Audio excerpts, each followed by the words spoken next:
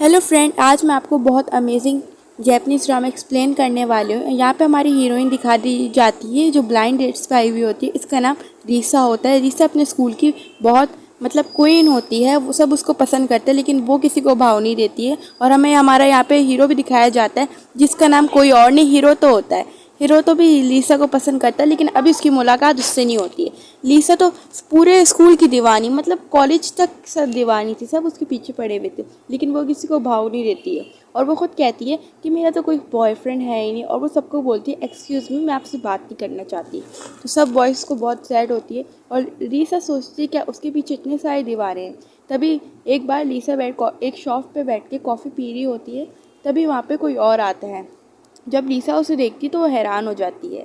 वो उसके पास आके बोलता है, मिस आपका नंबर मिलेगा। लेकिन लीसा हमारी बहुत इनोसेंट थी, वो तो उससे बहाना बना रही होती। तभी वो लड़का पीछे पड़ जाता है लीसा के और कहता है आप मुझे नंबर दे। लेकिन लीसा तो बहुत चालाक होती है, वो तो निकलने के बहाने ढूंढ रही होती। तभी वहाँ पे आके हमारा मेन लीड हीरो तो उसको रोकता है और कहता है, बेबी तुम कहाँ चले गई थी, मैं तुम्हें कब से ढूंढ रहा था। हमें दिखाया जाता है कि लीसा और हीरो तो बस फ्रेंड्स टाइप के कुछ थे और वो उसकी हेल्प कर रहा था और उससे वहाँ से ले जाता है हीरो तो हमारा। और वो आके कहते हैं कि मैंने आपकी मदद की तो आप मुझे रिपे नहीं करोगे। तभी लीसा कहती है मैं आपको ज़रूर रिपे करूँगी लेकिन अभी मेरे पास आपको देने के लिए पैसे नहीं हैं। तो हीरो तो ये बात सुन के बहुत सैड हो जाता है। कहते हैं कि आप मेरे साथ एक बार ब्लाइंड डेट पे चलोगी। ये सुन के लीसा तो थोड़ा सोचने लग जाती है और कहती है ऐसा कैसे हो सकता है कि मुझे पहले किसी ने बचाया और अब कह रहे हैं कि ब्लाइंड डेट चलो। तभी लीसा कहती है चलो एक बार ट्राई तो करना चाहिए और वो उसे हाँ कह देती है। और हमें रीसा को दिखाया जाता है अगले सीन में कि वो उसके कहने पे कॉफ़ी पे आती है उसके साथ अगले रेस्टोरेंट में, ब्लाइंड डेट अरेंज होती। तभी हीरो तो उससे बहुत प्यार से बात करता है क्योंकि उससे रीसा पहले से ही प्यार पसंद थी। तो रीसा भी उसे देखती रहती है और रीसा हमें दिखाया जाता है कि रीसा को भी हीरो तो बहुत पसंद आता है, तभी तो वो उसके साथ ब्लाइंड डेट पर आई है। हीरो तो उससे बहुत सारे सवाल पूछने लग जाते हैं कि तुम्हारा नाम क्या है, फुल नेम क्या है, तुम्हें क्या पसंद है। तभी रीसा तो सुन के हैरान हो जाते हैं कि कभी भी किसी ने मुझसे ये नहीं पूछा, बस डायरेक्ट नंबर मांग लेते हैं। तभी वो हीरो तो कहते हैं क्या तुम ड्रिंक करती हो, उससे ये कहता है। लीसा तो हमारी थी नादान, उसे पता नहीं होता है ड्रिंक करनी या नहीं करनी, तो वो हिट गिरा के बोलती है हाँ मैं करती हूँ। और वो फिर ड्रिंक कर लेती है और ड्रिंक की हालत में वो इतनी पागल हो जाती है, फर्स्ट टाइम ड्रिंक था और वो अजीब अजीब बातें करने लग जाती है। वो डर भी रही होती है ड्रिंक करने से, पर उसकी रेपुटेशन के सामने वो ड्रिंक कर लेती है और ऐसी ऐसी बातें करने लग जाती है जो हीरोतो को भी बहुत क्यूट लगती है। और वो पीती रहती है वो ड्रिंक, वो बहाना मार रही होती कि अब हमें यहाँ से चलना चाहिए। वो बहुत क्यूट क्यूट सी मूवमेंट कर रही होती, तभी हीरोतो को भी बहुत पसंद आती है उसकी मूवमेंट और वो बैठ के हंसते हुए से देख रहा होता है।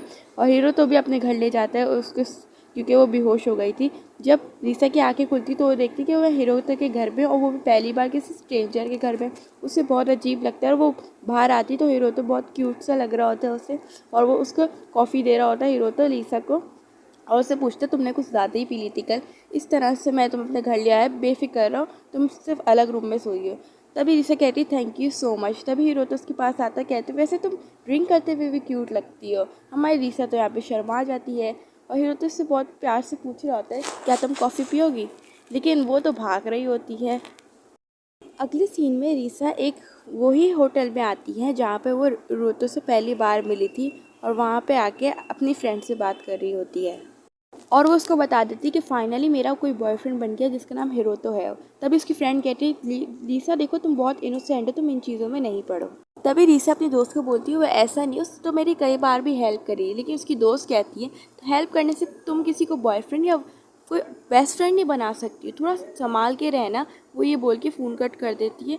रीसा को उसकी बात बहुत बुरी लगती है कि उसकी बेस्ट फ्रेंड ने उसके अप्रिशिएट के बजाय उसे ये बोल दिया। तब वो डिसाइड करती है कि वो अपने बॉयफ्रेंड हिरोतो को कॉल करेगी, कि उन दोनों डेट कर रहे होते हैं असली में और उसने सोचा होता है मैं करूँ या ना करूँ, लेकिन वो कर लेती है और उसे वो कॉल कोई लड़की रिसीव करती है जिसको सुन के हमारी रीसा हीरोइन बहुत दुख होने लगता है कि अभी तक हिरोतो को मैंने बुलाया था कॉफ़ी शॉप में लेकिन वो अभी तक नहीं आया। और वो बातें सोच रही होती है नेगेटिव कि हिरोतो का किसी और के साथ चक्कर तो नहीं चल रहा है, कि मेरी दोस्त जो बोली है सच तो नहीं बोल रही है। उसे बहुत बुरा लगता है अगर हिरोतो ऐसी हरकत करेगा तो उसके साथ उसको अपना बॉयफ्रेंड नहीं बनाएगी।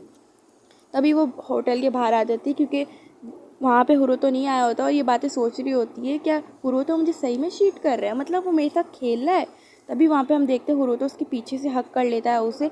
ये देख के एलिसा को भी अच्छा लगता है और वो कहता है हिरोतो कि सॉरी मैं थोड़ा लेट हो गया क्योंकि मैं कंपनी में काम कर रहा था, इस वजह से जब मुझे तुम्हारी मिस कॉल दिखी तो मैं फ़ौरन भाग कर आया। तभी ईसा भी कहती है कंपनी, तभी हुरुतो ये बात पलटा देता है और उससे बोलता है सॉरी वंस अगेन, क्योंकि मैं आज आ नहीं पाया, लेकिन हम पक्का अगली टाइम पक्का मिलेंगे। तभी रीसा भी पूछने की हिम्मत करती है, लेकिन वो बात पूछ नहीं सकती क्योंकि उससे लगता है कि हुरुतो को बुरा लगेगा। तभी वो बात छोड़ देती है और हुरुतो से पूछती है क्या हम नेक्स्ट टाइम पे डिनर चलेंगे, तुम बेफिक्र रहो। ये सुन के हुरुतो को तो बहुत अच्छा लगता है, वो कहता है ठीक है हम नेक्स्ट टाइम डिनर चलेंगे, और वो उसको वहाँ पे लाइन मार रहा होता है। अगले सीन में दिखाया जाता है रीसा हिरुतो के घर पे होती है और वहाँ पे बारिश हो रही होती है और वो दोनों बहुत एंजॉय कर रहे होते हैं बारिश को देख के। तभी हिरुतो बोलता है कि मैंने फ़र्स्ट टाइम किसी के साथ बारिश एंजॉय करी, वरना मुझे बारिश बिल्कुल भी नहीं पसंद, मतलब कि तुम मेरे लिए लकी हो यार। और हिरुतो ये भी कहता है क्या मैं तुम्हें रीसा हक कर सकता हूँ। रीसा को भी इसकी बात अच्छी लगती है कि कोई तो उसके साथ जेंटलमैन है और वो हक कर लेती है उसे उसके कहने पर। मतलब हुरो तो ये पता है कि वो रीसा को हक करना चाहता है, रीसा को भी।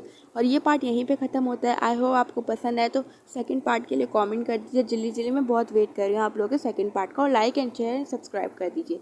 Bye bye.